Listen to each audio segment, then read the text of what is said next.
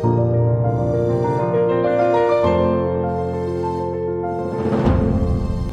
Surga karya hamba Tuhan Luisa Picareta. Volume 1, bagian 12.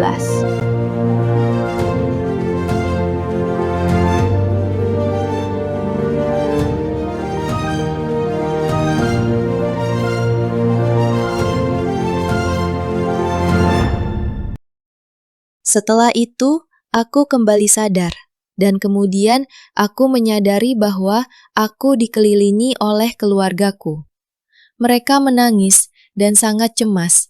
Mereka sangat khawatir keadaan itu akan terulang lagi dan, terutama, aku mungkin meninggal, sehingga mereka membawaku kembali ke Korato secepat mungkin, agar aku dapat diperiksa oleh dokter. Aku tidak tahu mengapa, tetapi aku merasakan sakit yang luar biasa saat memikirkan akan dikunjungi oleh dokter, sehingga berkali-kali aku menangis dan meratap kepada Tuhan, berkata kepadanya, "Berapa kali ya Tuhan, aku memohon kepadamu untuk membiarkan aku menderita secara tersembunyi. Ini adalah satu-satunya kepuasanku, dan sekarang aku juga kehilangan ini. Oh, kumohon, katakan padaku, bagaimana aku akan menanggung ini? Hanya Engkau yang dapat menolongku dan meringankan penderitaanku. Tidakkah Engkau melihat betapa banyak hal yang mereka katakan?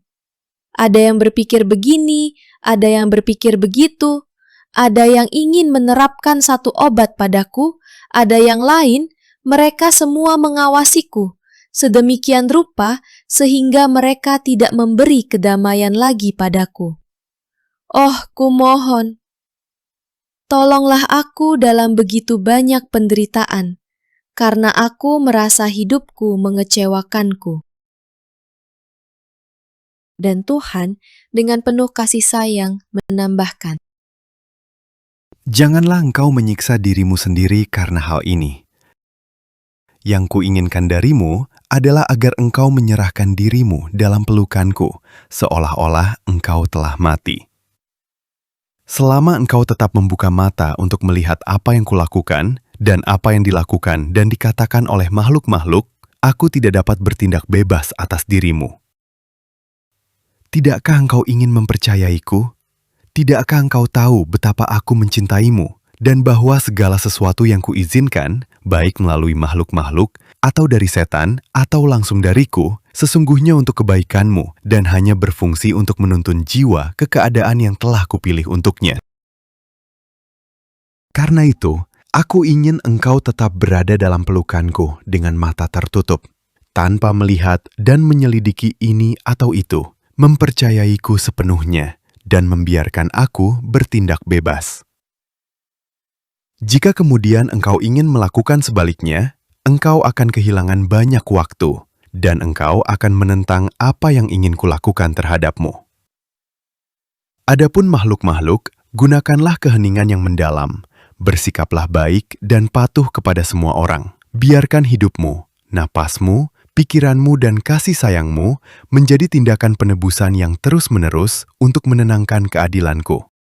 Persembahan kepadaku, bersama dengan itu, gangguan-gangguan dari makhluk-makhluk yang jumlahnya tidak akan sedikit." Setelah itu, saya berusaha semaksimal mungkin untuk menerima kehendak Tuhan, meskipun berkali-kali saya dibatasi oleh makhluk-makhluk itu. Sehingga, terkadang saya hanya bisa menangis. Tiba saatnya juga, saya diperiksa oleh dokter, dan ia menilai bahwa itu hanyalah fenomena saraf. Jadi, ia meresepkan obat-obatan, pengalihan perhatian, jalan-jalan, dan mandi air dingin. Ia menyarankan keluarga saya untuk mengawasi saya dengan baik ketika saya mengalami keadaan itu. Karena, Katanya, jika kalian menggerakkannya, kalian mungkin akan merusaknya, tetapi tidak memperbaikinya. karena ketika saya mengalami keadaan itu, saya akan tetap membeku. Maka, Terjadilah perang batin dalam keluarga saya. Mereka melarang saya pergi ke gereja. Mereka tidak lagi memberi saya kebebasan untuk menyendiri. Saya diawasi kemana-mana, dan mereka pun lebih sering menyadarinya. Berkali-kali saya meratap kepada Tuhan, berkata kepadanya, "Yesusku yang baik, betapa penderitaanku semakin bertambah. Aku juga kehilangan hal-hal yang paling kusayangi, yaitu sakramen-sakramen. Aku tidak pernah menyangka akan sampai pada titik ini. Tetapi siapa yang tahu di mana aku akan berakhir? Oh, kumohon, berilah aku pertolongan dan kekuatan, karena kodratku sedang melemah." Berkali-kali ia berkenan untuk menyampaikan beberapa kata kepadaku. Ia akan berkata kepadaku, Aku adalah penolongmu. Apa yang kau takutkan? Tidakkah kau ingat bahwa aku pun menderita karena berbagai macam orang sebagian memiliki pendapat yang berbeda tentangku? Hal-hal paling suci yang kulakukan dinilai oleh mereka sebagai hal yang salah, jahat, sampai-sampai mereka mengatakan bahwa aku kerasukan. Sedemikian rupa sehingga mereka memandangku dengan mata yang masam. Mereka tetap menempatkanku di tengah-tengah mereka, tetapi dengan enggan dan bersekongkol di antara mereka sendiri tentang bagaimana mereka dapat mengambil nyawaku sesegera mungkin, karena kehadiranku telah menjadi tak tertahankan bagi mereka. Jadi, tidakkah kau ingin aku menjadikanmu serupa denganku, dengan membuatmu menderita karena makhluk ciptaan? "Maka selama beberapa tahun, aku menderita karena makhluk-makhluk, setan-setan, dan langsung dari Tuhan. Kadang-kadang aku mencapai kepahitan yang begitu hebat karena makhluk-makhluk dan cara berpikir mereka, sehingga aku malu dilihat oleh siapapun. Sedemikian rupa, sehingga pengorbanan terbesarku adalah tampil di tengah-tengah orang banyak. Rasa malu dan kebingunganku begitu hebat sehingga aku merasa linglung. Ada beberapa kunjungan lagi dari dokter lain, tetapi mereka tidak menemukan apapun. Terkadang, sambil meneteskan air mata pahit, aku berkata kepadanya dengan sepenuh hati, "Tuhan, betapa terbukanya penderitaanku, bukan hanya bagi keluargaku, tetapi juga bagi orang-orang dari luar. Aku melihat diriku diselimuti kebingungan. Sepertinya semua orang menunjuk jari kepadaku, seolah-olah penderitaan ini adalah perbuatan yang paling jahat. Aku sendiri tidak mampu menjelaskan apa yang telah terjadi padaku. Oh, kumohon, hanya Engkau yang dapat membebaskanku dari publisitas seperti itu dan membiarkanku menderita secara tersembunyi. Aku memohon kepadamu, aku meminta kepadamu, jawablah aku." Terkadang Tuhan pun menunjukkan bahwa Dia tidak mau mendengarku, dan penderitaanku akan bertambah. Kemudian di lain waktu, Dia mengasihani aku, berkata kepadaku, Anakku yang malang, datanglah kepadaku, karena aku ingin menghiburmu.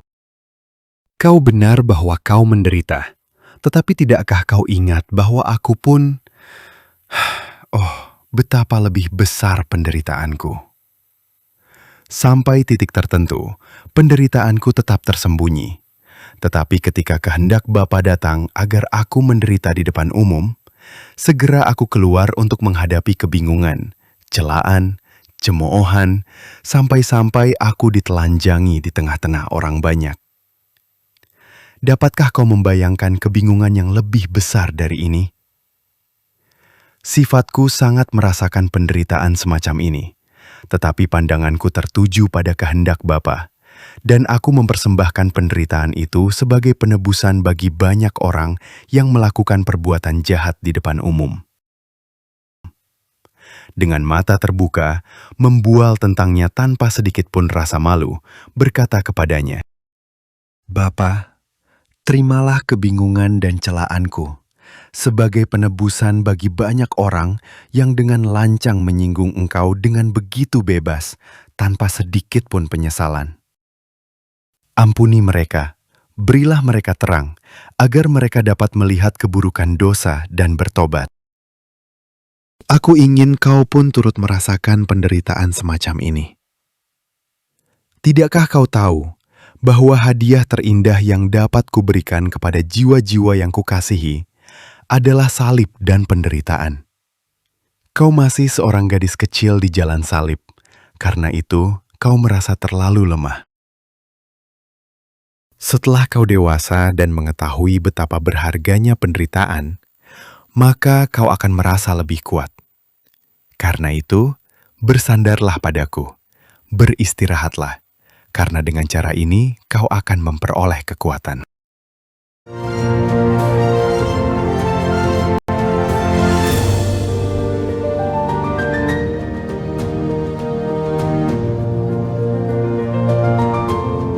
Bersambung ke volume 1 bagian 13.